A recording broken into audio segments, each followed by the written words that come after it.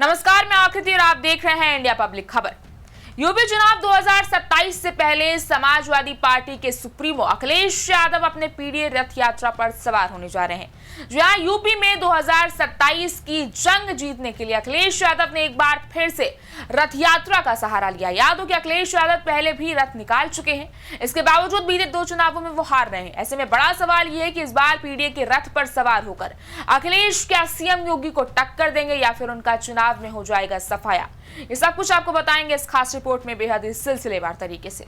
उत्तर प्रदेश विधानसभा चुनाव 2027 को लेकर सूबे में सियासी सरगर्मियां अभी से ही चरम पर पहुंचने लगी हैं। लोकसभा चुनाव 2024 में पीडीए यानी कि पिछड़ा दलित अल्पसंख्यक की बूते सूबे में सबसे बड़ी पार्टी बनकर उभरी समाजवादी पार्टी अब इस मोमेंटम को किसी भी कीमत पर कम नहीं होने देना चाहती है। इसी कड़ी में अब सियासी गलियारों में चर्चा तेज है कि सपा प्रमुख और पूर्व मुख्यमंत्री अखिलेश यादव आगामी 23 अगस्त से पूरे उत्तर प्रदेश में समाजवादी पीडीए रथ यात्रा की शुरुआत करने जा रहे हैं।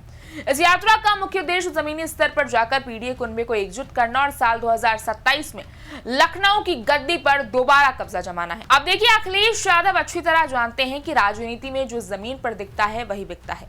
लोकसभा की सफलता के बाद अब वो भी सीएम योगी की तरह ही हर जिले में घूमकर माहौल सेट करना चाह रहे हैं। इसी कड़ी में 23 अगस्त से रथ यात्रा शुरू करना उनकी एक आक्रामक और सियासी सोची समझी रणनीति मानी जा रही है। हालांकि सीएम योगी आदित्यनाथ और बीजेपी भी इस यात्रा को बिल्कुल भी हल्के में नहीं लेने वाले हैं। बीजेपी इसके जवाब में अपनी प्रशासनिक रैलियां, विकास कार्यों के उद्घाटन और पन्ना प्रमुख सम्मेलनों को तेज कर रही है। राजनीतिक विश्लेषकों की माने तो यूपी चुनाव 2027 से पहले अब दोनों बड़े दल एक्टिव चुनावी मोड में आ गए हैं। कांग्रेस सपा गठबंधन जहां पीडीए समीकरण के साथ आगे बढ़ रही है, तो वहीं बीजेपी अपने कोर वोटर्स को और मजबूत करने के लिए एक से बढ़कर एक कदम उठा रही है। लेकिन इस बीच सवाल यह है कि अखिलेश यादव अपने राजनीतिक करियर में अब तक कितने रथ पर सवार हुए और उसका हश्र क्या हुआ है।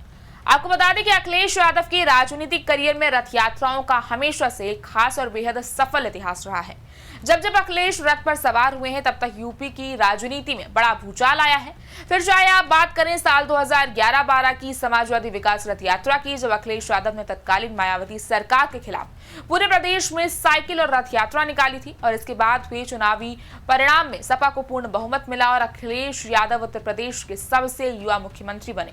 तो वही बात करें साल 2016-17 में पारिवारिक कलह के बीच अखिलेश ने विकास से विजय की ओर रथ यात्रा निकाली, लेकिन कांग्रेस के साथ गठबंधन के बावजूद सपा को करारी हार का सामना करना पड़ा और बीजेपी ने सत्ता पर कब्जा कर लिया। उधर साल 2021-22 में समाजवादी विजय यात्रा के जरिए कोरोना काल के बाद अखिलेश ने एक बार फिर रथ संभाला। हालांकि सपा सत्ता में नहीं आ सकी, लेकिन उसकी सीटें 47 से बढ़कर 111 जरूर हो गई और वोट प्रतिशत में भारी उछाल आया। राजनीतिक जानकारों की माने तो अगर अखिलेश यादव 23 अगस्त से इस यात्रा का शंखनाद करते हैं, तो यूपी की राजनीति पर इसका गहरा इंपैक्ट देखने को मिल सकता है। क्योंकि आप देखें तो इस यात्रा का मेन एजेंडा ही गैर यादव पिछड़ी जातियों और दलितों के बीच सपा की पैठ को और मजबूत करना है, जो पारंपरिक रूप से भाजपा और बसपा के साथ रहे हैं।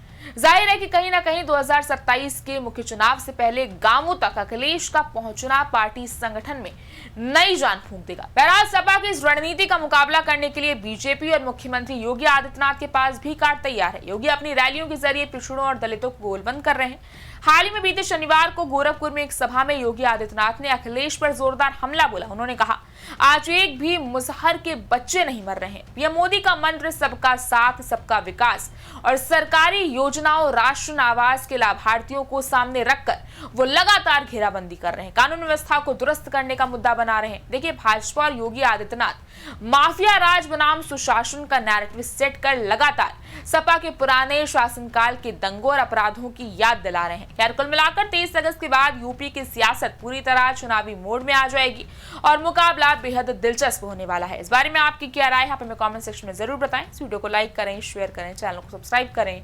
शुक्रिया।